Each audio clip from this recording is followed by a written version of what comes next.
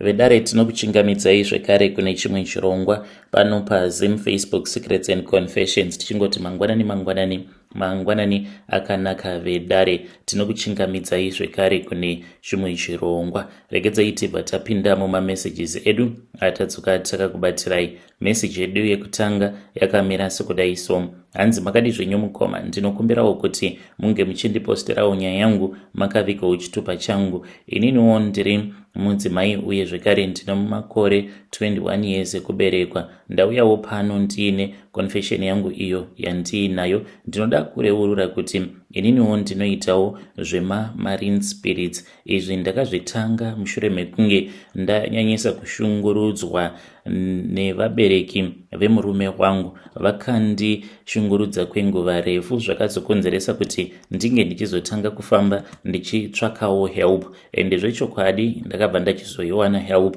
but ndikabva ndachizotanga kutevererwa nema-marine spirits nekuda kwekuti munhu uyo ainge achindibatsira iye aitoshandisa mweya wemanjuzu mukunobatsira vanhu. Saka ndakabva ndachizotanga kutevererwa nema-marine spirits, in which I am regretting right now because of some of the things that are happening in my life. So ndainge ndiine mukomana wangu uyo akazova murume wangu. Takatanga kudanana apo pandainge ndichiri ne17 years. Tichidanana kudaro ndipo pandakabva ndachizobatira pamoviri. Ndobva anditi, iwewe kuti unge uchizogara kuno kuHarare hazviiti, ndava kutoenda newe kumusha. Saka akabva achizoenda neni kumusha kwavo ndokubva azonondisiya ndiine vabereki vake.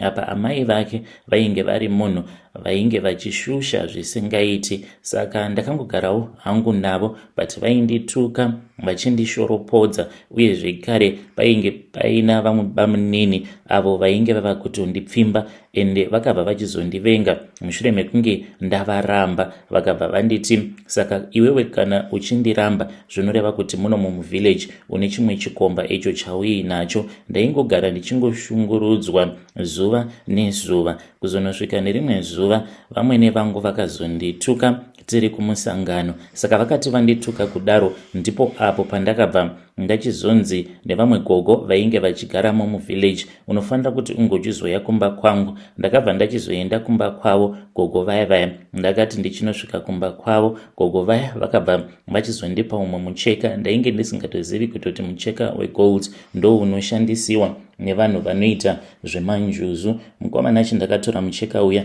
vakabva vachizonditi mucheka iwoyo ndaifanira kuti ndinge ndichizoita 1 week ndichirara ndakautsamira. Zvechokwadi mukoma, zuva rekutanga ndakatora mucheka uya ndikabva ndachizouisa pazasi pepilo. Handinawo hangu chandakarota. Zuva renumber 2 ndipo apo pavakandipa kamhodzi, handizivi kuti kamhodzi kei. Vakabva vanditi, kana wava kunorara unofanira kuti unge uchizotora kamhodzi aka wobva wazokaisa muhapwa, ndokuti unge uchizokwanisa kurangarira hope dzose idzo dzaunenge warota. Ndakakatora kamhodzi kaya ndokubva ndachizokaisa pazasi pehapwa yangu ndava kuenda kunorara. Zvino ndakati ndarara ndopandakabva ndachizotanga kurota ndichifamba ndiri musango, ndichiita sekunge kunzvimbo kwandainge ndiri ndainge ndarasika ndisingachazivi zvino kuti musango macho imomo ndaikwanisa kuzobuda sei. Ndopandakabva ndachizosangana neumwe mukadzi. Chinhu chandakatanga kuona nekuchiva pamukadzi uyu ndechekuti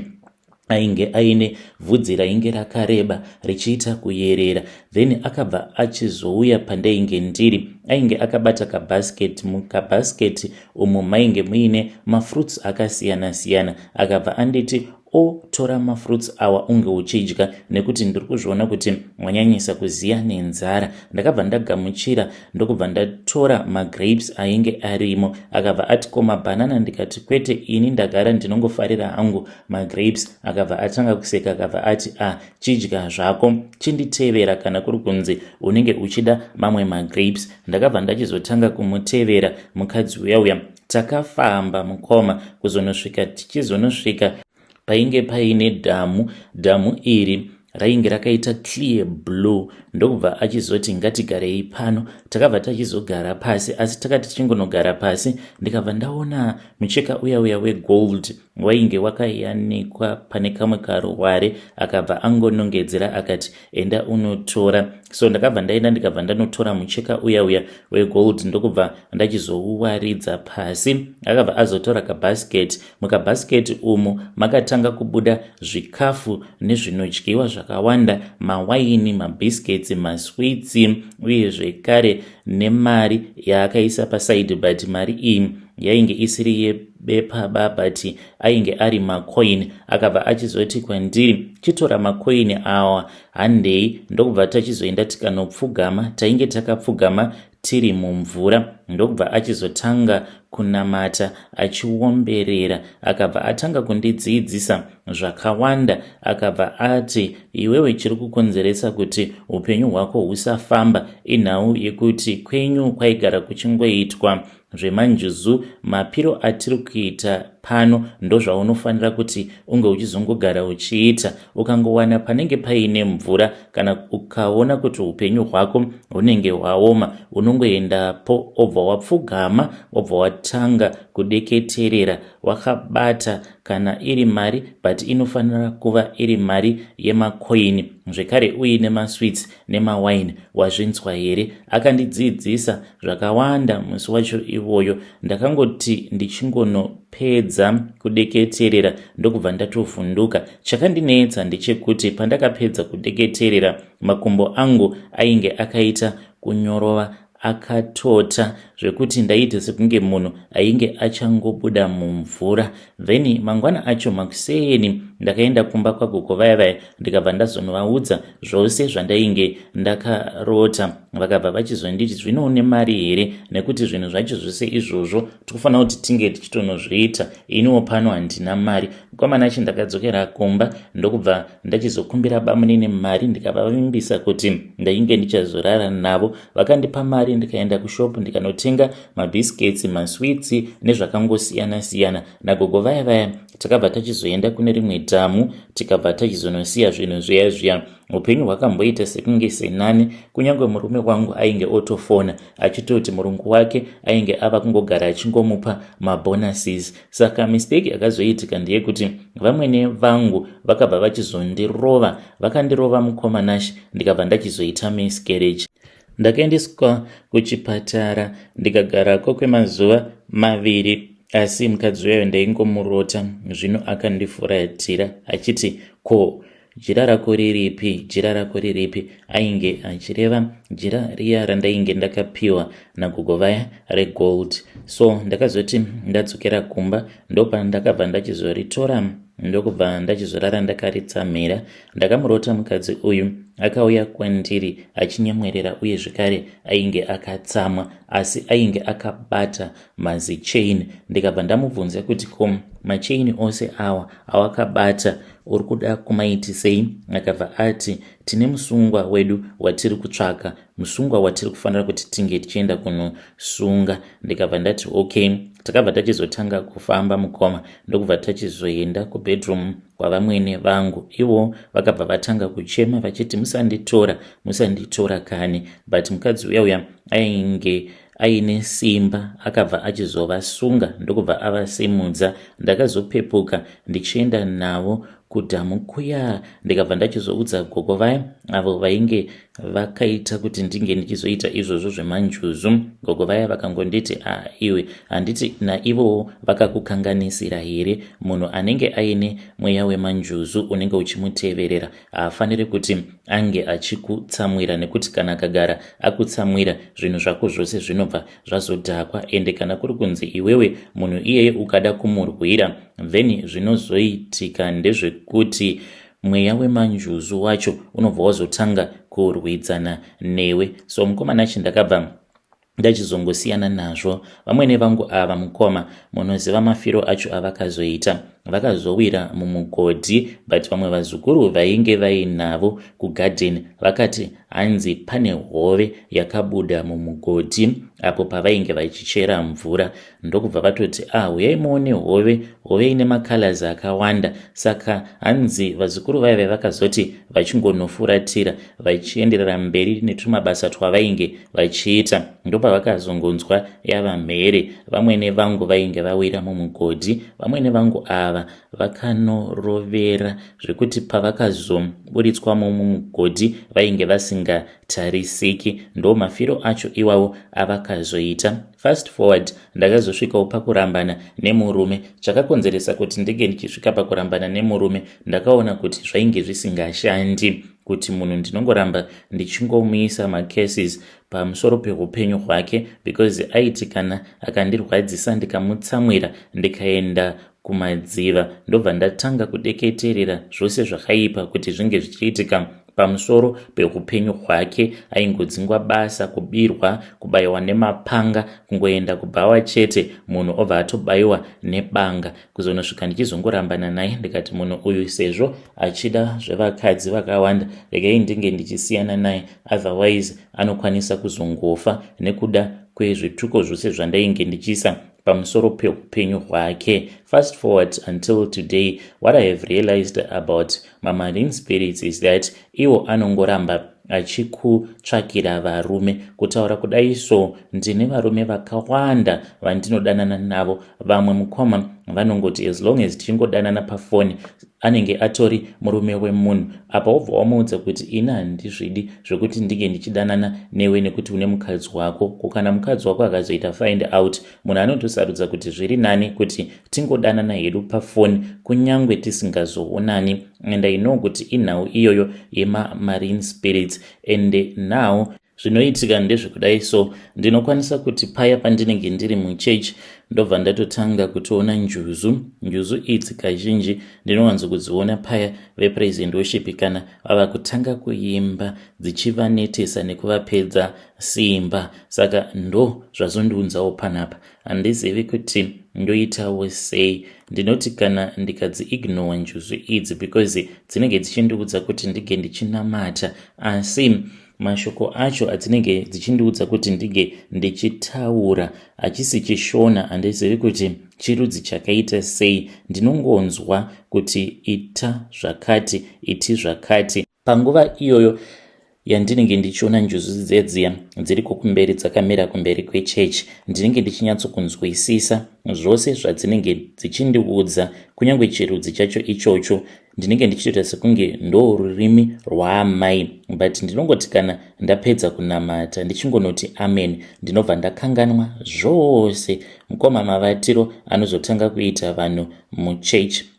Unosvikawo pakuona kuti there is something that is going on. So ndichiuya panapa ndikudawo help kubva kumhuri yeZimbabwe. Iniwo ndinotya kukonfranta gogo avo vakandibatsira because munhu ane masimba. Zvakawanda zvaiitika pataienda kumadziva. Dzimwe nguva pakati pedziva paikwanisa kungokaruka panyuka rimwe zinyoka rainge riine makalazi akanaka, rakanaka kwazvo zinyoka iroro. Saka kutoti ndinge ndichivakonfranta ndivaudze kuti ini handichazvidi hangu because it is disturbing my peace of mind and my life. Ndinotya kuti maybe nerimwe ramazuva ndinozokwanisa kuzosangana nevanhu vanenge vaine masimba pakunamata, then they will expose me. Ndobva ndachizotrenda ndichinzi ndiri musatanist, yet I am not even a satanist. Nditori munhu atori nemwoyo wakanaka, but zvazvinongoita so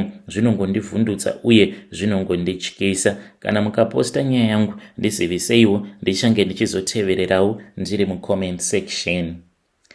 Hey vedare, ndo message iyo yandakatumidzirwa ichibva kuna vanzvadzi vedu avo. Ngatizamei kuti tinge tichitaura navo vanzvadzi vedu mucomment section. Hanzi ndinoita sekunge ndikabatira pamuviri, hanzi dzinobva dzauya njuzu dzedziya dzobva dzazonditorera mwana wacho iyeye anenge achikura ari muchibereko mangu. Strange things indeed they do happen in this world. Regedzai tibva taenda panyaya yedu inotevera. Nyaya yedu inotevera yakamira sekudai so. hanzi makadi zvenyu mukoma, ndinokumbirawo kuti muge muchindiposterawo nyaya yangu makaviga chitupa changu. Ndauyawo pano ndine confession yangu iyo yandiinayo. Ininiwo ndiri murume uye zvekare ndine makore 30 years ekuberekwa. So mukomana ndikudawo help kubva kumhuri yeZimbabwe. Ndakakurawo ndichirerwa nastepmother vangu. Saka stepmother vangu ivo vaipota vachindimutsa usiku vobva vanditi idya ndakubikira ishwa idzi, but dzinenge dzisiri ishwa. Zvavaiita mukoma, vaitobata mapete ayaya vobva vamakanga vobva vandipa. Izvi zvakaitika kubva I think ndichiri kuma 7 years, because amai vangu vakashayika ndichiri mwana mudiki. I have no memory of my mother, but ndaingonzwawo zvichinzi mushure mekunge amai vangu vashayika, baba vangu havana kana kumbogara mwedzi, vainge vatotora amainini ava. Saka mainini ava vainge vachindishungurudza. Apawo baba vangu vainge vari munhu aingogara ari busy, vainge vaine mabhazi avo maviri. Zvakazoitika kuna baba vangu zvakandirwadza, because kutaura kudai so hanzvadzi dzaamainini idzo dzatova nemabhazi akawanda kuburikidza nemabhazi awo akasiyiwa nababa. Ndingangoti hama dzaamainini dzakatora upfumi hwose uhwo hwatainge tasiyirwa nababa. Saka baba vangu mukomanashi pavakashayika vainge vaine mabhazi avo maviri uye zvekare negaraji nemotikari nemba. Zvose izvozvo zvakatorwa nehama dzaamainini, isusu tikazosiyiwa tisina kana chatainge tiinacho. So dambudziko riri pandiri raitinawo nderekuti ndiri munhu ari very violent. Kutaura kudai mudzimai wangu akakuvara, ende ndoda kungotendawo Mwari kuti mudzimai wangu iyewo munhu anodawo marriage yake. Handizivi kuti anonzwisisawo here situation yangu, but neniwo mukoma I don't feel okay anymore nemarovero awo andinogara ndichimuita. Sometimes asina kana chaanenge ambokanganisa ndinogomisidzira ndava kungomurova, ndikangobhoyekana so ndinobva ndatanga kumurova, ndikangofunga zvose zvandainge ndichiitwa naamainini kubva ndichiri mwana mudiki. Mudzimai wangu ndinotanga kungomurova for no reason at all. And anoti kana achichema zvinobva zvatowedzera kundipa hasha, ndinenge ndichimuti nyarara. Iwo akazosvikawo pakutongo zvijairirawo kuti anogara achingorovwa nemurume. Saka apa patakabva mukurovana, iniwo ndakabva kubasa, iye ainge akasikawo kubva kubasa. Ndiri munhu ari very flexible. Ndinotiwo kana ndikakasika kubva kubasa ndinoitawo mabasa epamba, anozotosvika hake ndinenge ndatopedza kutosuka ndava kutotanga kutobika. Saka musi wacho iwoyo takati nonokei, apa ndainge ndaswera muswere wese wezuva ndichingoshandisiwa nemurungu ndisina kunyatsokudya. Ndakazoti ndichinosvika pamba mukoma wanikwe dhora inge rakangovhurwa. Apa mulocation matinogara mune mbavha dzisingaite. Ndikati komunhu uripi? Kutodai so foni ainge angosiya akaisa pachaja. Ndakamumirira kubva pandakasvika kuzonosvika kuma9 munhu kwava kuuya zvake neshamwari yake. Ndakabhoyekana zvisingaiti, ndokubva vachizoperekedzana. Paakangodzoka chete ndakamubvunza kuti kowai ainge asina kutsvaira nekusuka, akabva angondipindura rafu. Ndakangosimuka kwava kumutsipa ndikabva ndatanga kumurova, akabva akuvara. Iyewo munhu wekuti kana ndichimurova haaridzi mhere kana kuita sei. Saka ndichiuya panapa, I know kuti what I did was very wrong. I know kuti kunzoko kune vamwe vanhu vachatanga kutongondijaja vachiti zvawakaita zviri wrong, but that is my own secret. Ndiri munhu ane trauma yekuti ndakakura ndichishungurudzwa naamainini vangu. It was not an easy thing kuti vaitobata mapete vobva vamakanga vobva vandipa vachinditi idya mapete awa. And now ndinototi kunyange ndikaona bete zvaro richingotozvifambira, mwoyo wangu unobva watomira, because ndinenge ndava kutonzwa kusema nekutofunga zvose zviya zvandakakura ndichimanikidzirwa kuita naamainini vangu. Saka ndikudawo help, ndikudawo counseling. Kana mukaposta nyaya yangu mukoma ndiziviseiwo, ndichange ndichizotevererawo ndiri mucomment section. Vedare ndo message iyo yandakatumidzirwa ichibva kuna mukoma vedu avo. Ngatizamei kuti tinge tichitaura navo mukoma vedu ava mucomment section. Strange things indeed they do happen in this world. Regedzai tibva taenda panyedu inotevera. Nyedu inotevera yakamera sekudai so. Hanzi makadi zvenyu mukoma, ndinokumbirawo kuti muge muchindiposterawo nyaya yangu makaviga chitupa changu. Ininiwo I am regretting a lot nekuda kwezvinhu zvandakaita. So mukomana pandakauya kuno kuSouth Africa ndainge ndichizvishandira. So ndakambotanga ndauya kuno kuJoni mushure mekunge murume wangu uyo akandimitisa tichiri maform 4. Akangoti andimitisa ndokubva achizonzi namukoma wake ange achizouya kunoku kuJoni. So akauya kunoku ndokubva achizotanga kuitawo zvemahore emunomu muSouth Africa. Kwava kundikanganwa. Mukomana acho ndakasvika pakuzvara pasitomborina kana preparation. Vatizvara vangu ndo vakazotongotora kamari kavainge vainako vakabva vachizoenda vakabva vanotenga preparation. Vamwene vangu vakabva vati mukomana uyu watotikanganwa, saka pano tava kutsvaka mari yekuti unge uchitevera murume wako, unge uchizonomurangaridza kuti kunoku akasiyawo vabereki uye zvekare atova nemhuri watokura. But tainge tichingonzwawo nevamwewo vemuraini vainge vachigarawo kumaarea kwavainge vachigara kuti iye namukoma wake basa rainge rangova rekungonwa doro uye zvekare nekungoita zvevanhukadzi. Ndakabva ndachizouya kuno kuSouth Africa ndisina kana kwandainge ndichiziva, ndichingotaurawo nevamwe vemuraini. Zvechokwadi pandakasvika paground ndakaona kuti murume ainge asina kana chaainge ambori nacho, aingova nekajira 1 achigara mune kamwe kamukuku no mubhedha no what. Ndikabva ndatanga kuti 1 kusimudzira munhu. Zvino akazoti ava kushanda manje, ava kuonekera. Ndopaakabva achizotanga kundiitira attitude. Vabereki vangu vakabva vati dzoka hako. By that time I then discovered kuti ndainge ndava nepamuviri. Ndakadzokera kumusha ndikabva ndachengeta mwana wangu sezvo ndainge ndakambouya kuno kuSouth Africa. Ndikabva ndachizoudza vabereki vangu kuti ndainge ndafunga kuti ndinge ndichidzoka kuno kuSouth Africa. Vabereki vangu vakanditsvakira mari kwava kuchizodzoka kuno manje. Ndikabva ndachizotanga kushanda ndichigara ndiri ndega because of the pain and suffering yandainge ndakambosangana nayo nekuda kwemurume. Ndakabva ndazozviudza kuti zvainge zviri nani kuti ndinge ndichitongogara zvangu ndiri single because I had been hurt so much.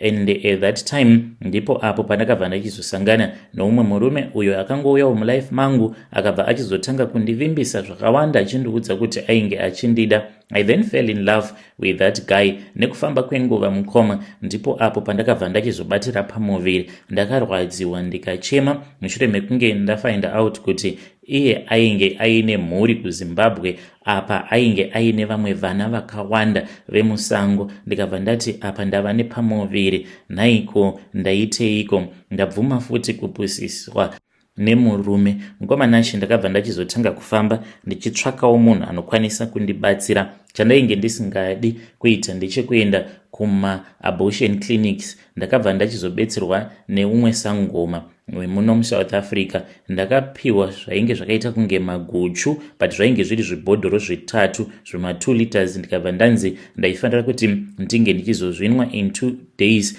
Ende ndakapedza kunwa mvura iyaya. Ndichingonopedza kunwa mvura ndokubva ndatotanga kubleeda. Ndakamufonera sangoma uya akabva andiudza kuti zvainge zvaita, but unfortunately nhumbu iyi yainge yatoti chovhei zvekuti ndakatosvika pakutozvara. Saka kulocation kwatainge tichigara panguva yacho iyoyo kwainge kuri kuma informal settlements. Tainge tichigara pedo nekamwe karwizi. Mukomana acho zvandakangoitawo ndezvekuti ndakangoputira chana chiya mushure mekunge ndachizvara ndokubva ndazongotorawo mapepa bag ndikabva ndakanda muchibepa kwava kuenda. Ndikabva ndangonorasawo kumvura ikoko. Izvi ndakazviita na 2 AM mufunge zvenyu mukoma. Ende pane kamwe kasango ako kandakadarika nako kwaitobatwa vanhupo, but ndakatongozviudza kuti zvakangofanana, zviri nani kuti ndinge ndichiurayiwa, but handina kana chakashata chandakasangana nacho. Ndakatoenda kuya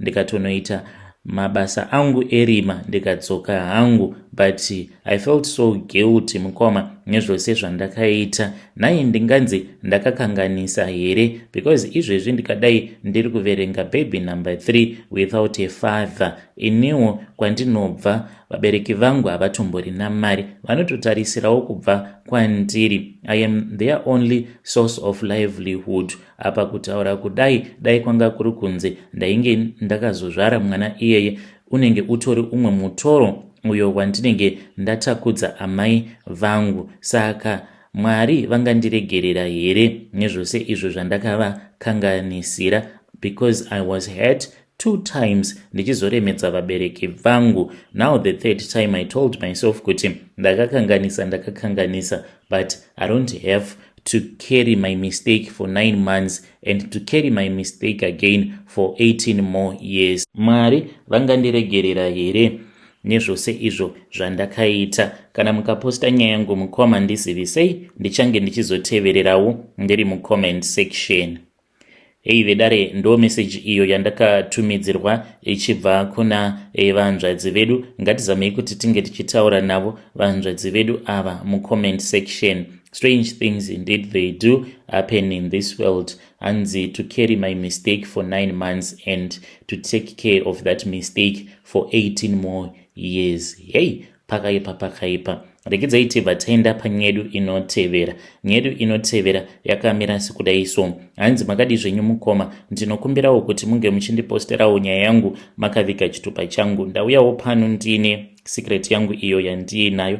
Iniwo mukoma ndakazotoponerawo kung'anga, so ndakamboita bofu mukoma apo pandainge ndapa kuda kunonyora O level, ndokubva ndachizoita right zvangu, but kubva ipapo ndainge ndava munhu ainge ava kungogara achingorwara chete at all the times. So mukoma nekuzokurawo ndakabva ndachizotanga kungofamba, ndokubva ndachizoudzwa kuti vamwe bankuru vangu ivo vainge vakandigadzira, because vainge vakazviudza kuti uyu haangamboiti wekutanga kuti zvinge zvichizonzi ndiye apasa O level kwava kuda kuenda ku A level. Apa ndainge ndagara ndiri munhu ainge achigona. So nerimwe zuva mukoma ndakatoti ndichitoverenga zvangu, ndaiwanzokumuka usiku ndobva ndatanga kuverenga. Ndakati ndichiverenga kudaro ndobva ndakabva ndachizonzwa chimwe chinhu chainge chichishinyira. Ndakatanga ndichanzwa chinhu ichi chainge chichishinyira, saundi ichibuda nepazasi pemubhedha. Ndokubva ndachizotarisa kudai ndikaona pasina kana chinhu.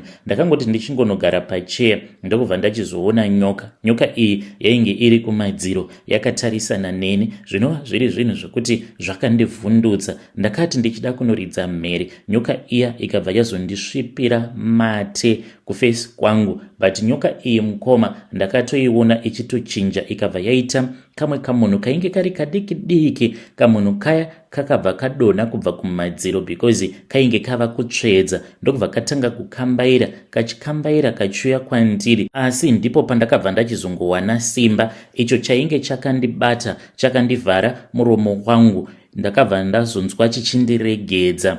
Then ndipo apo pandakabva ndachizotanga kuridza mhere. Vabereki vangu vakauya kuspare bedroom kwangu vachiti chii kanhu kaya mukoma havana kana kumbokaona kamunhu kaya, asi ini ndakakaona kamunhu aka kachinyura pafloor, kakatopinda mufloor. Kuti ndinge ndichivaudza vabereki vangu ndaitadza kana kutaura, ndichingoridza mhere chete. Then mangwana acho vakazogara neni pasi vachindibvunza kuti ko chii chainge chakaitika. Ndaiti kana ndichida kuvaudza ndaitonzwa bankuru vachiti kwandiri, kana ukangotaura chete amai vako izvezvi ndiri kuvabaya nenyanga iyi yandakabata. Ndakabva ndanzwa kutya, ndikabva ndangoramba ndakanyarara ndichingochema chete. Ndakabva ndachizoenda kung'anga, but ipapo ndainge ndatoti yarukei mukoma. Pandakaenda kung'anga ndo pandakabva ndachizoudzwa kuti bankuru vangu ndo vainge vakandigadzira, vakanzwa godo kuti mwana uyu, mwana wemunin'ina wangu, iye anonyanyisa kugona stereki chikoro, saka handisi kuda kuti ange achizobudirira mulife make, ndipo apo pavakabva vachizosarudza kuti vange vachindigadzira. Hanzi ivo vaitoda kuti kamunhu kaya kachikwambo kavo kange kachindiuraya nekuzondinwa ropa, asi sezvo vainge vasina kuzokwanisa kuzoita saizvozvo, vakazosarudza kuti zviri nani kuti ange achizoita bofu. Asi mukoma ndakaita a go back to sender. Ivo bamukuru vangu ava vakazofa vachipenga, vachingohumana chete, vachingotaura dzimwe nyaya dzainge dzisinganzwisiseki. Zuva iro ravakazofa mukoma ainge ari masikati. Ndainge ndakatogara zvangu ndokubva ndatongotanga kungobatwa nehope ndichitsumwaira kudaro. I think ndakangorara about 2 minutes ndokubva ndachitozovaona bamukuru vakauya kwandiri. Ndakatovaona vachitovhura gate ndokubva vauya apo pandainge ndakagara, vakabva vanditi, mwanangu ndiregerere kani, mwanangu ndiregerere, handisi kuda kufa ini, nguva yangu yandakatarirwa naMwari haisati yakwana. Saka ndakangovhunduka mukoma. Ndichingonovhunduka kudaro ndakatovaona ndokubva vatonyangarika. Hapana kana kuzombotora 5 minutes ndikabva ndatonzwa mama vachitochema mushure mekunge vafonerwa vachiudzwa kuti bamukuru vainge vafa. Until this very day hakuna anozviziva kuti ndini ndakaita a go back to sender, ndichiitira ivo bamukuru go back to sender nekuda kwekuti ndivo vainge vakandigadzira. N'anga yacho iyoyo yakandiudza kuti hazviite kuti unge uchizoudza vehukama kuti waita a go back to sender, nekuti vehukama vachazoti iwewe ndiwe waroya baba vakakuripisa. Mkomanashi kana mukaposta nyaya yangu ndisivisei, ndichange ndichizotevererawo ndiri mucomment section. Nai ndinganzi ndakakanganisawo here neizvi zvandakaita. Iyi vedare ndo message iyo yandakatumidzirwa ichibva kuna mukoma vedu avo. Ngatizamei kuti tinge tichitaura navo mukoma vedu mucomment section. Hanzi ndakakanganisawo here zvandakaita, ndakaitawo a go back to sender. Strange things indeed they do happen in this world. Regedzai tibva taenda panyedu inotevera. Nyedu inotevera yakamira sekudai so. Hanzi makadi zvenyu mukoma, ndinokumbirawo kuti munge muchindiposterawo nyaya yangu makaviga chitupa changu. Uyaiwo munzwe nyaya iri pano. Ndikudawo help kubva kumhuri yeZimbabwe. Saka mudzimai wangu munhu wekuti anofarira stereki, izvi zvekuenda kumasowe achienda mumaprofita akasiyana-siyana. Saka mumba ndakazosangana neboxer short. Zvinhu izvi hazvina kana mazuva maviri kubva pazvakaitika, so handichazivi kuti ndoita sei. Saka mukadzi wangu iye akangondikumbira uregerero. Kana ndikamubvunza kuti ko boxer short iri nderani, anobva atanga kuchema. Mukomanashi I suspect kuti chipfeko ichi chemukati ndecheumwe muprofita uyo anogara mulocation imomo matinogara. Ininiwo basa rangu randinoita mukoma, ndinoshandirawo umwe murungu, ndinoitawo zvekuvaka. Saka dzimwe nguva ndinokwanisa kuita kana 1 week even 2 weeks ndisipo pamba, kana mwedzi chaiwo, depending nekuti kwacho kwatinenge taenda nemurungu kunenge kuri kure sei nekumba. Saka apa ndainge ndakambobuda mukoma ndichiti ndoda kumboendawo kunongwavha-ngwavha, ndobva ndachizongokarukawo ndangodzoka because murungu akangondipawo mari akabva ati chimboenda unoona mhuri yako. Saka ndakangodzoka mukoma without warning. Mudzimai wangu akavhunduka, ndakangoti ndichingonoti odi ndichipinda mumba, akavhunduka mukoma, ainge ari busy ari pafoni yake. Akabva achizongotora foni yaya ndokubva atoiisa pachaja. Ndakangotiwo ameno, sezvo ndiri munhu ainge asina kumuudza kuti ndiri munzira ndiri kudzoka, maybe ndo zvainge zvamuvhundutsa, but ndakangoita suspect mukoma. So takangoti tichingopedza kudya akabva atoti gezai. Ndichitogeza kudaro munhu kwava kuuya, kwava kutotanga kutondibata-bata. Munoziva sex iya yekuti munhu anenge achida kukubribe pfungwa. Saka mushure mekunge taita bonde paya ndakabva ndangobatwawo nehope because ndainge ndakatoneta, ende iyewo zvaakaita musi wacho iwoyo akaita kupefoma chaiko kuti ndinge ndichineta, iyewo ndokubva arara. Asi ndakangorara mukoma kwekangova kapfupi ndokubva ndatongomuka ndikatanga kufunga manje, ndikati munhu uyu zvese zvaaita apa zviri very suspicious. So mukoma ndakati ndichingocalculata ndichitimesa 1 times 1 ndo pandakabva ndachizongomuka. Pandakamuka mukoma nashi ndainge ndichida kubuda panze, ndainge ndichinzwa hana yangu yakaremerwa, ndikati rekai ndimbobuda panze ndimborova mogo 1 ndige ndichimbozorodza hangu pfungwa dzangu because ndainge ndava kutonzwa kuneta nekufunga chete. Ndakavhura rimwe monaki ndichida kutora kamwe kashoti kangu, ndo pandakabva ndachizosangana neboxer shot iroro. Boxer shot iri mukoma rainge rakangoita zvekungondonyerwa imomo. Ndakati ndaritora boxer shot rariya ndikabva ndaona kuti no man, handina shoti rakadai so. Ndakabva ndamumutsa, iyewo pandakamumutsa mukoma akangovhunduka akabva ati kuchii chamakabata. Ndikabva ndati ko iwe unogondibvunza kuti chii chandakabata, yet ndiwe wanga uri panapa, nderani shoti iri? Ndokubva atotanga kutochema. Akachema mukoma Nashi achida kuita noise. Ndikabva ndamuti nyarara, handisi kuda kukurova. Akabva angonditi ndiregerere sha, we can solve this issue between you and me. Saka akandikumbira kuti ndisaudza hama dzangu, uye zvekare iyewo haazoudziwo hama dzake. Saka ndo chimiro chirimo mumarriage mangu kutaura kudai so. Kana kubasa handitomborina kana simba rekuenda kubasa, iyewo haasi kuenda kubasa, ininiwo handisi kuenda kubasa. Mukoma Nashi handitomboziviwo kuti Machi paachanopera mari yerendi ichabvepi, mari yekuti tinge tichitumira vana kumusha ichabvepi. Apa kumusha ikoko tino umwe munhuwo anotichengetera vana, uyo anofanira kuti ange achiwana mari yake each and every month. Inini shungu chaidzo dzekuti ndinganzi ndaenda kubasa kunotanga kusimudza chitina kudai, inini simba racho handitomborina. So handiziviwo mhuri yeZimbabwe kuti advice yamungandipa iadvice yakaita sei.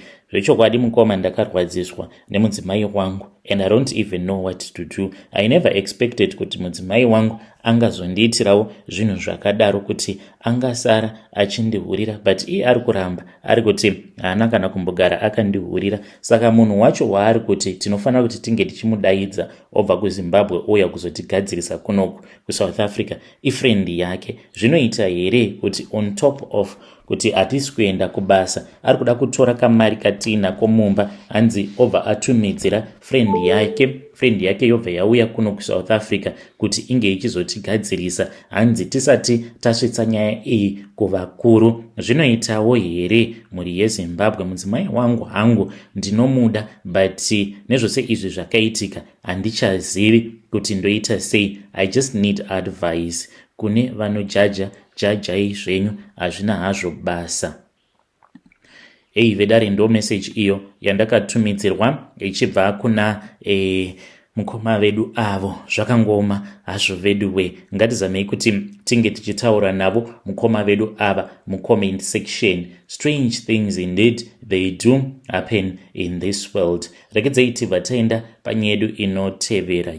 Zvakangoma hazvo vedu we. Hanzi makadi zvenyu mukoma, ndinokumbirawo kuti munge muchindiposterawo nyaya yangu makavika chitupa changu. Ininiwo ndiri murume, uye zvekare ndine makore 32 years ekuberekwa. Mainge muri mugore ra2014 mushure mekunge ndatanga kugarawo nemukadzi wangu, but mukadzi wangu uyu akandinyepera ipapo patakatanga kugara tose, because iye mukuru kwandiri ne4 years. It is just that munhu ane muviri muduku, ininiwo ndinotoita sekunge ndiri mukuru kwaari. Zvino pandakazofind out kuti iye mudzimai wangu mukuru kwandiri, ndakabva ndati ini handizvikwanisi, plus wagara uine vana vatatu, apa inini handina kana mwana. Saka zvinozobuda here? Saka akabva achizongoronga rwendo rwekuti tinge tichienda kumusha. Mukoma paakati tikufanira kuti tinge tichienda kumusha, ndaitofungidzira kuti ainge achida kuti tinge tichienda kwedu, because apa ndainge ndisina kukwanisa kuenda kunobata maoko mushure mekunge vamwe bamunini vangu vashaika. Saka ipapo takatogadzirira tikabva tatozviudza kuti nekamari katiinako aka tikufanira kuti tinge tichimboenda kumusha. So takazoti tava mumesina, akabva achizoti kwandiri tikufanira kuti titange tambosvika kwedu, then tobva tachizoenda kwenyu, tobva tachizodzoka kunoko kuSouth Africa. Zvino kuti ndinge ndichizoramba tiri mumesina, ndakakoniwa kuramba kwacho, because kubva zvandainge ndakauya kuno kuSouth Africa ndainge ndisina kana kumbogara, ndakadzokera kuZimbabwe. Saka mesina ndainge ndisingatomboizivi. Apa ndava kutya zvino kuti munhu uyu kana akandiramwira zvino ndinotangira papi. Saka takabva tachizoenda uko kwatakano wana zvimakombi zvekwavo kuzvishavane uko ndokubva tatopinda mukombi. Mukomanashi takabva mumesina kwava kuenda kuzvishavane, then ndokubva tachizoenda kwavo manje kumberengwa. Takazoenda kumusha kwavo ndokubva tachizombonogara pamba pavo kwemazuva akati 1 day, but zuva iro ratakatooneka tichitoti mangwana taifanira kuti tinge tichizomukira makuseni tinge tichizokwanisa kuendawo kunoona vabereki vangu. Ndakazotanga kunzwa mudumbu maita kupisa ndokubva ndachizobuda panze. Wainge huri usiku, I think kuma past 1 am ndo pandakabva ndachizotanga kufamba ndichienda kuchimbuzi ndikasangana naambuya vangu, but ambuya vangu ava mukoma vakangobudikira from nowhere, vainge vasina kana kupfeka. Vakangoti vandiona ndokubva vatanga kumhanya mukoma vachidzokera kumba kwavo. Ndozvakaitikawo izvi. Handina hangu kana munhu wandakamboudza, ndimi wandiri kutotanga kutoudza mukoma Nash. Kana mukaposta nyaya yangu ndisiviseiwo, ndichange ndichizotevererawo ndiri mucomment section. Vedare ndo message iyo yandakatumidzirwa ichibva kuna mukoma vedu avo. Zvakangoma hazvo vedu we. Strange things indeed they do happen in this world. Ngatizamei kuti tinge tichitaura navo mucomment section. Regedzai tibva taenda panyedu inotevera. Nyedu inotevera yakamira sekudai so. Hanzi makadi zvenyu mukoma, ndinokumbirawo kuti munge muchindiposterawo nyaya yangu makaviga chitupa changu. Ininiwo ndiri murume uye zvekare ndiri kuraramawo ndiri munomu muHarare. Ndine mhuri yangu mukoma, asi ndakabvawo mukushayikirwa nemwana wangu musikana kuri kuzadzikisawo mhiko dzacho. But mukoma, mari yacho yandiri kumboita, kana mukandiona kana ndikakuudzai kuti ndakaromba, munokwanisa kutoramba because handitomborina kana mari yandiinayo. Hongu inini nemhuri yangu tinodya tichiguta, but mari hapatomborina kana mari. Ndaifungidzirawo kuti zvikanzi unenge waromba zvimwe kuda unenge watova nemari yakawanda, but ini handitomborina kana mari. Ndinotongozvitambudzikirawo zvangu ndichingoraramawo nekutongongwavha. So zvakaitika ipapo pandakasarudza kuromba, ndakabva ndachizoenda kuChipinge. Ndaenda kuChipinge kuya ndikabva ndachizonzi ndaifanira kuti ndinge ndichimedza nyoka. Ndikati kumedza nyoka ndingaimedza sei, because sekuru vainge vakabata rimwe zihari vakabva vati muhari imomo ndo mainge muine nyoka yacho iyo yandaifanira kuti ndinge ndichizomedza. Saka nyoka iya mukoma Nash vakabva vachizoibata, vakabva vazonditi ndo nyoka iyi yauri kufanira kuti unge uchizomedza. Vakandipa mukoma apa ndainge ndichitya kuti zvimwe kuda ichandiruma, but nyoka iyoyo haina kana kumbondiruma. Ndakati ndava kutanga kuidya nyoka iyi ndaitoita sekunge munhu ari kutodya chocolate, ndikaidya yose nyoka iyi. But ndakati ndapedza kudya nyoka iyi ndikatonzwa yava kutanga kufamba mudumbu mangu. Sekuru ava vakazoti kwandiri nekufamba kwenguva ndaifanira kuzoti rimwe zuva ndichiita tsvina, sezvo ndisingatendedzwi kuitira tsvina mutoilet. Hanzi ndaizoita tsvina, but tsvina iyoyo inenge iri nyoka yacho iyoyo panguva iyo yandinenge ndava kufanira kuti ndinge ndichizoita mari. But mukoma Nash ndatova more than 8 years kubva zvandakaendako kuChipinge ndikanoromba. Dambudziko randava kusangana naro nderekuti dumbu rangu rinombopota richizvimba, uye zvekare ndinogara ndichingonzwa pain, imwe pain inorwadza zvisingaiti mudumbu mangu umo. Saka mudzimai wangu iye anongofungidzira kuti maulcers, sezvo patakaenda kuchipatara zvakabva zvanzi inini ndine maulcers, but kutaura chokwadi handitomborina kana maulcers, handiinawo ini. Chandinongoziva ndichocho chekuti ndakamedza nyoka, ende nyoka iyi ndiyo yava kundirwarisa. Kana mukaposta nyaya yangu ndizivisei mukoma, ndichange ndichizotevererawo ndiri mucomment section. Shungu dzangu dzanga dziri dzekuti dai ndakwanisa kuwanawo n'anga yekuti inondibatsira, n'anga inondirutsisa, because kune kumwe kwandakamboenda then ndikabva ndachizonzi kana ndikakwanisa kuwana n'anga inondirutsisa inenge iine masimba then zvose zvinobva zvazoita right. But dambudziko riripo nderekuti hakuna n'anga yandati ndawana ine masimba. Vazhinji vacho chandakangodzidza pavari ndechekuti vanenge vachingoda mari, but kutogona chaiko vanenge vasingatogoni kutokubatsira kwacho. Kana mukaposta nyaya yangu mukoma ndizivisei, ndichange ndichizotevererawo ndiri mucomment section. Ndanga ndichikumbira ilist revanhu vamunoziva, vanhu vanokwanisa kundibatsira. Please ndapota ndibetsereiwo mukoma Nashi, ndichange ndichitevererawo ndiri mucomment section. Vedare ndo message iyo yandakatumidzirwa ichibva kuna mukoma vedu. Ngatizamei kuti tinge tichitaura navo mukoma vedu ava mucomment section. Strange things indeed they do happen in this world.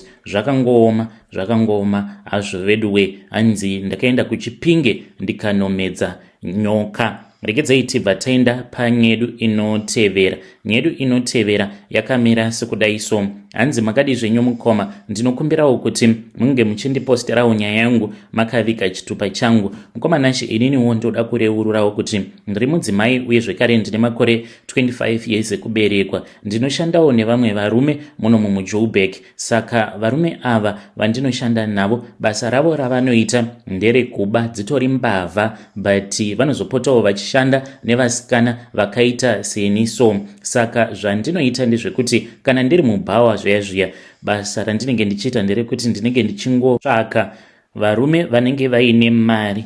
Ndichingopinda mubhawa chete ndinototanga kutotarisa kuti murume angava aine mari ndeupi. Murume iyeye ndinobva ndachizotanga kumuektera, kuzonwa naye doro, then anozoti paya kana ava kuita sekunge adhakwa, ndo pandinobva ndachizotora madrugs ndobva ndazomuisira mudoro, then ipapo ndinobva ndamuudza kuti handei because ndava kutoda nezvako. Apa kudhraivha futi ndinogona. Kana ndikaona sekunge anenge asingachakwanisi kudhraivha, ndinobva ndatanga kudhraivha ndichingomuti ndipe mhani madirections. Kana tikangokwanisa kungosvika kumba kwake chete zvinenge zvatovharana. Munhu iyeye tinobva tamubira. Dzimwe nguva kana kuri kutonzi kunzvimbo kwaanenge achigara, kana kuri kunzi kunenge kuine mukana wekuti tinge tichiita zvatinoda, tinotouya nerori zvekutoti tinototanga kutotuta furniture yose yatinenge tichikwanisa, uye zvekare nemari hatina kana chatinosiya. Ende nguva zhinji tinotanga nekutora zvinhu zvatinoona kuti izvi zvinokasika zvatengwa, like mafoni, malaptop, matv.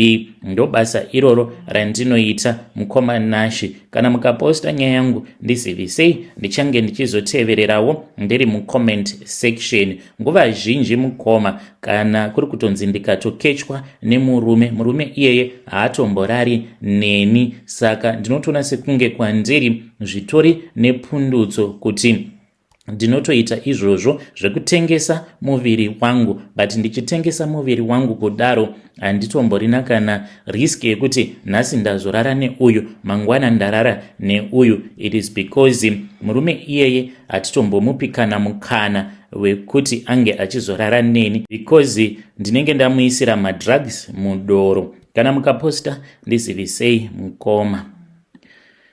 Vedare ndo message iyo yandakatumidzirwa ichibva kuna vahanzvadzi vedu. Ngatizamei kuti tinge tichitaura navo vahanzvadzi vedu ava mucomment section. Zvakangoma hazvo veduwe, nerimwe zuva muchabatwa zvenyu. One day is one day. Strange things indeed they do happen in this world. Regedzai tibva taenda panyedu inotevera. Nyedu inotevera yakamira sekudai so. Hanzi makadi zvenyu mukoma, ndinokumbirawo kuti muge muchindiposterawo nyaya yangu makavika chitupa changu. Ininiwo pandakauya kunoku kuSouth Africa ndakabva ndachizotanga kunyepera vanhu kuti ndiri muprofita. The reason is to why ndainge ndava kunyepera vanhu kuti inini ndinoitawo zvekuprofita, it was because pandainge ndichiri kuZimbabwe ndaifamba noumwe murume uyo aitoita izvozvo zvekuprofita. Saka skiri rose ndainge ndichiriziva. Murume iyeye zvake ainge achiita zvechokwadi, but inini manje ndakabva ndachizotongotanga kushandisa experience mukoma, ndokubva ndachizongozviudza kuti neniwo ndinoitawo zvekuprofita zvechokwadi mukoma. Vanhu vakabva vachizotanga kutongobhilivha mandiri ende ndainge ndoita mari, ndainge ndava kusatomboshanda zvachose, ndichitokwanisawo kutotumidzira mukadzi wangu nevana mari kumusha. Dambudziko rava pandiri nderekuti mukoma ndinogara ndichingoona madhimoni ende handichaziviwo kuti ndoita sei. Kunyange ndikaenda kuchechi, kunyange ndikanamata zvinengei, madhimoni awa ndinogara ndichingomaona. Saka ndichiuya panapa ndikudawo kuti mhuri yeZimbabwe inge ichindibatsira, avo vanokwanisa kundibetserawo neminamato. Please ndinamatireiwo. Basa iro randainge ndichiita ndakasiyana naro, basa rekubira vanhu mari ndichizviidza muprofita, inini ndichiziva hangu kuti ndiri muprofita wenhema. Mukoma, ndiyowo nyaya yanguwo iyoyo. Kana mukaposta nyaya yangu ndisiviseiwo. Ndinongogara ndichingoteverera chirongwa chenyu zuva nezuva. Vedare ndo message iyo yandakatumidzirwa ichibva kuna mukoma vedu avo. Ngatizamei kuti tinge tichitaura navo mukoma vedu ava mucomment section. Hanzi ndainge ndimbori muprofita wenhema, but dambudziko riri pandiri now nderekuti ndinongogara ndichingoona madhimoni at all the times. Strange things indeed they do happen in this world. Regedzai tibva taenda panyedu inotevera. Nyedu inotevera yakamira sekudai so. Hanzi makadi zvenyu mukoma, ndinokumbirawo kuti munge muchindiposterawo nyaya yangu makaviga chitupa changu. Nyaya iyi yakaitika apo pandainge ndichiri kuZimbabwe ndichiri nemakore 28. Mukoma, ndaiva nomwe mukomana uyo wandainge ndichidanana ende nezera randainge ndava naro at that time. Mukomana uyu paakazondirasisa ndakatadza kana kumuregerera because ndiye wandaitotarisira kuti ndiye achandiroora, ndiye achazova baba vevana vangu. So kuchechi kwedu mukoma, maelders ndiwo anotofanira kutoti ange achizotokupa mablessings. At that time nemaelders ekuchechi tainge tatopiwa mablessings nechekare. Saka ipapo manje paakazondiramba kwava kutanga kudanana neumwe womusikana ainge achitori kuma 20 something years. Ndakarwadziwa mukomanashi because ainge achitori wechidiki, ndokubva ati kwandiri, ha iwewe sha wanyanyisa kuita chembere. Ndakarwadziwa, handiri kukunyeperai. Ipapo ndakambozama kumukanganwira because paiva neumwewo zvekare ainge achindida. Ndikangozviudza kuti sezvo paine umwe anondida, it is okay, Mwari ndivo vanoziva. Ndakabva ndachizorasisiwa zvekare. Ndakati ndarasiswa kudaro, ndakabva ndati uyu ndiye akakonzeresa kuti ndinge ndichizorwadziswa because dai anga asiri iye akandirasisa, zvimwe kuda ndingadai nditori mukadzi wake kutaura kudai so. Mukoma, even though ndakakurirawo muchechi yekuti vanhu vanonamata ende tisingatendedzwi kuenda kana kumaprofita kana kun'anga, ndakazvipa zvivindi nerimwe zuva ndikabva ndachizongoendawo kun'anga mukoma, ndokubva ndachizobetserwa nen'anga iyaiya. But n'anga iyi yakabva yazondirifeya kunewo umwewo, ndokubva achizondipa mushonga wandakapiwa mukoma ndewekuti ange achizova a curse on his life, a curse yekuti ange achizongova munhu anongochengeteswa vana nevakadzi vana vanenge vasiri vake.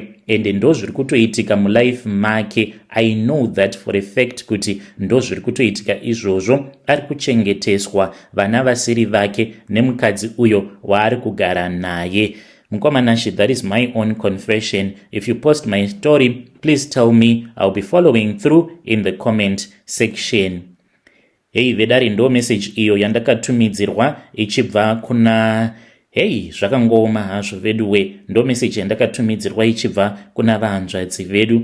Strange things indeed they do happen in this world. Regedzai tibva taenda panyedu inotevera. Nyedu inotevera yakamira sekudai so. Hanzi makadi zvenyu mukoma, ndinokumbirawo kuti muge muchindiposterawo nyaya yangu makavigawo chitupa changu. Ininiwo ndine imwe mbinga iyo yandinofambidzana nayo. Chinongondinetsa pambinga iyi mukoma ndechekuti iye haatombodi kurara neni. Ndakangorara naye only once kubva zvatakatanga kufambidzana, tatova negore. Saka zvaanoita murume uyu ndezvekuti kana akandifonera achiti anenge achida kundiona, then tinobva tazoenda tobva tazonosangana kuhotel. Saka tiriko kuhotel ikoko anotondibata kutondikurura naiyewo anobva atokururawo nhumbi dzake anobva achizofonera bodyguard. Kana bodyguard yake yauya, ndipo apo paanozoti inini ndinge ndichizorara nebodyguard yake manje. Nai zviri normal here izvi zvandinoitirwawo nemurume uyu? Anototi rarai mose. Iye anenge akatarisa akagara hake pacouch achitozvibatsira. Iye anoti ndo zvinomunakidza izvozvo, and I'm not feeling comfortable at all nebodyguard yacho. Handitombotendedzwi kuti ndinge ndichitaura nayo, so hatitomborina kana relationship zvachose. Iye anongoti izvozvo ndo zvandinofarira ende handidi kupikisiwa. Kana mukaposta nyaya yangu ndisivisei, I just want to hear kuti mhuri yeZimbabwe ichati kudii.